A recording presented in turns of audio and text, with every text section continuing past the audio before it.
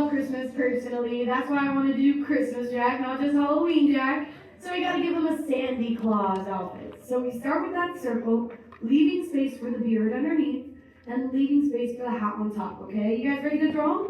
Yeah. Let's do it. So, Jack Skellington, starting with a circle, look at the page, look at your page, find the middle point. Now, right above middle, a little bit towards the right side, light and lifts, a nice big circle here. Now, you don't want your circle too itsy-bitsy teeny weeny, because then you can't fit in his, features. But starting with my circle, nice and light, we need to use what's called guidelines. Now, midway through, I'm going a little bit to my left. I'm swiveling down a nice big C curve. This is showing us that our Jack is looking to the left-hand side. So nice big parenthesis going from the top and through. But because Jack has a nice rounded shape to him, we're not going to use a flattened out guideline for his eye line. No, we're going to use a U here.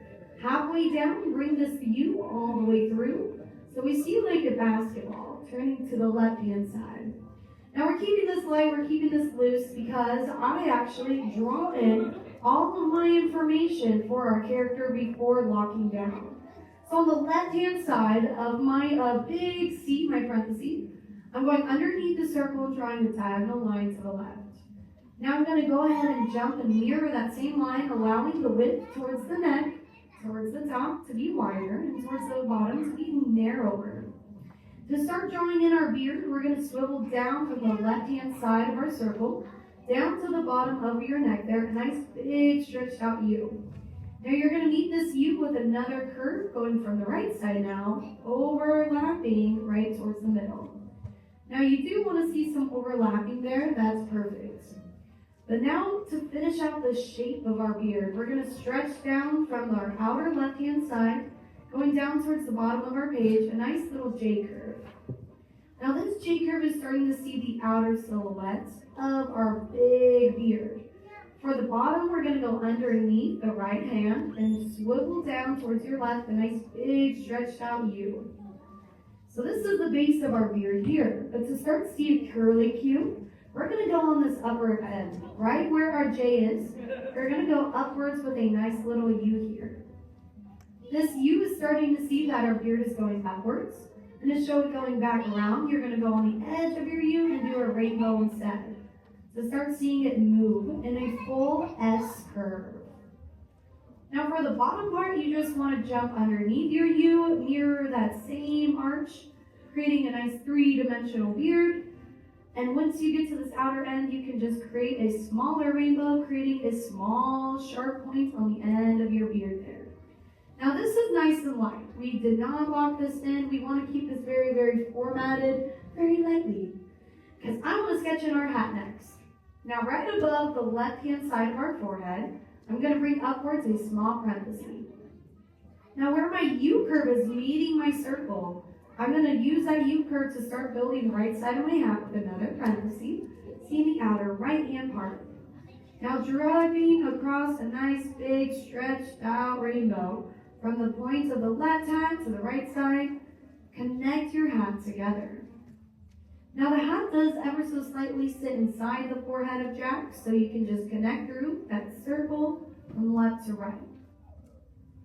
Now for the format of the top of our hat, we're going to stretch a rainbow from the left side outwards to the right, allowing it to float out into the space over on the right by itself right now. Now going downwards, you're going to swivel a parenthesis from the top of your hat, bringing that parenthesis down and stretching it all the way past the circle of Jack's bottom of his chin, stretching that big candy cane arch here.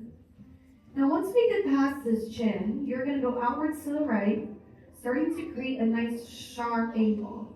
Now that's because we want to add some fun, expressive shapes to Jack's hat. Now Jack is designed by a very, very important artist in the animation world, and that is Tim Burton. And we want to live up to that height of Tim Burton's art. Right on the bottom of his hat, he has a little fluff bow. So I'm going to go in there with a circle. All right, y'all, that was very overwhelming, right? Did that feel like a lot? Yeah. But guess what? Now it's time to break it down, have fun with it, and make it fun. Make it your own, okay? So go ahead and have fun. We're going to start learning to lock in and add texture into your drawing. So this was just our base, our format, right? But I'm going to show you how to add texture on the beard first. On my right side, I'm going to go in with a heavier hand now, allowing myself to build up my line work. For Jack's beard specifically, we want to think of sharp fins or blades of grass going out and in, creating these nice sharp sections of his hair to create these awesome looking lines. When you allow yourself to build up your pressure on your pencil, going back and forth on the same spot, choosing your favorite lines out of all your rough and sketchy ones, go ahead and make this texture. Now, Jack Skellington is from the movie The Nightmare Before Christmas. Nightmare Before Christmas debuted in 1993. Now, in 1993, Tim Burton, of course, was the designer of this feature film. He designed it and kind of got the characters alive in a novel, which came out before the movie did. Now, in this novel, The Nightmare Before Christmas, we see the story of Jack, his dog Zero, and of course, Santa. Those were the only three characters in the original story of The Nightmare Before Christmas. Now, Tim Burton actually wanted his story from the storybook to become a feature film. But no one really wanted to actually make it a movie yet. That's because everyone thought it was too scary. So it took a long time, but a few years later, in the 90s, Disney actually approached him and said, "Hey man, you remember that story, The Nightmare Before Christmas, you wrote into the storybook? Yeah, I think we're ready to make it into a movie. Are you down?" Well, he was down to make it a movie, but he was actually quite busy being a director on another feature film that came out in 1992. It's about a bat and a man, and he's returning. Now, he was working on that film, so he ended up saying, "I'd still love to see my story come to life, but I need a different director to basically do all the work." So that's where a gentleman named Henry Selick comes into play. Now, if you might not recognize the name Henry Selick, I 100% believe you'll recognize the things he's done. He's the artist and the director of Coraline. He created James and the Giant Peach. He's done many inspired Halloween looks.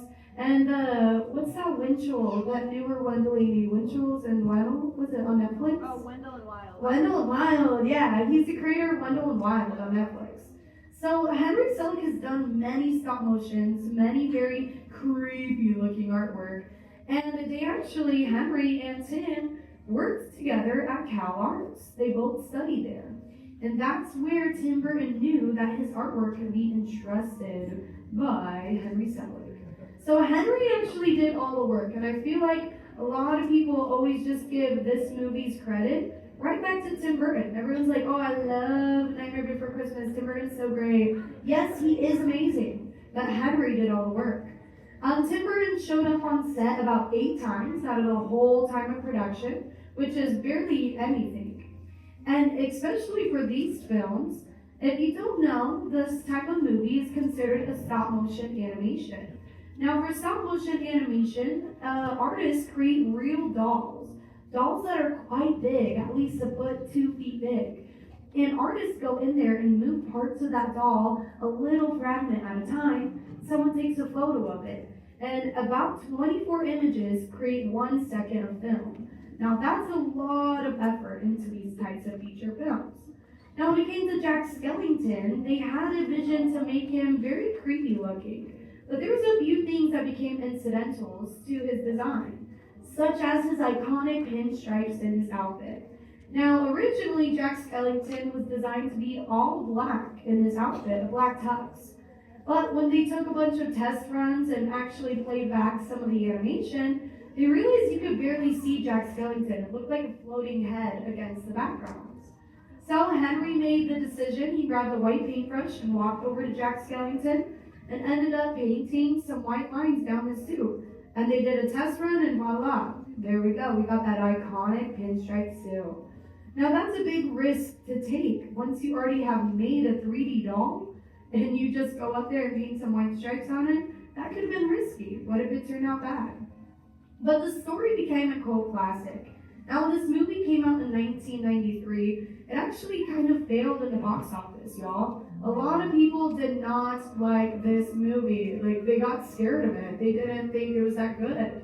People got kind of creeped out. Now, I mean, I could understand that, but it ends up becoming a cult classic later on in the 90s and the early 2000s. And originally, when Disney was producing this film, they had them use it under Touchstone Productions, which is a studio that Disney owns. Now, Disney did that because they were worried about this movie failing, which it kind of did to begin with, and they didn't want that on their name. So they made it under Touchstones, but once the movie started getting some hype in the later 90s and the 2000s, all of a sudden Disney said, yeah, that was us, by the way, and they took back all the credit. Now, though it was their studios, Touchstones really brought to life that creepy animation look. Now, animation is very fun and playing with characters all together. Now, I said in the original book that Tim made, The Nightmare Before Christmas, there's only 3 characters, but they definitely added more. Who is Jack Skellington's love interest? Miss Sally. Now, who's the scary little guy we're all scared of? Oogie Boogie. Yes, we're scared of Oogie Boogie. Yes, and these characters were main characters that were added in. But artists needed to create different characters too, like backgrounds. Now, all those spooky looking background characters were all hand animated through stop motion. And they ended up creating and designing 227 animated characters in the backgrounds. Now, that's a lot of added work. Now, when it came to the design elements of these characters, the original artwork for Tim Burton in the style of Nightmare Before Christmas was originally very, very different than kind of what we saw in the actual movie. These lines that we're drawing right now are actually very clean, right? Now, think about Tim Burton. I'm actually going to show you. I have a book up here.